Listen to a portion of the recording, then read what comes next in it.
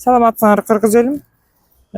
Бүгүн эртең менен күн сайын ушул Жеңиш паркына чыгам. Бүгүн эртең менен келип карасам, бул танктын бир жагы мынтип мырыйган. Бул темирди кандай кылып мырыйтып атышат, мен түшүнбөй атам. Бул капталын карасаңар, бул жери вообще сынып калган. Мындай чоң темирди муну кантип үзүштү билбейм. Мырыйтып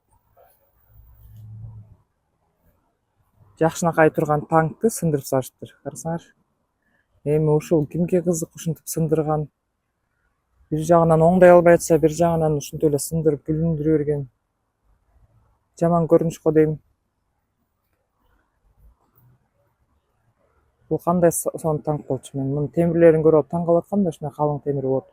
Ошону жуулуп, ыргытып, биягын сындырып, анан монтип сындырып салыштыр.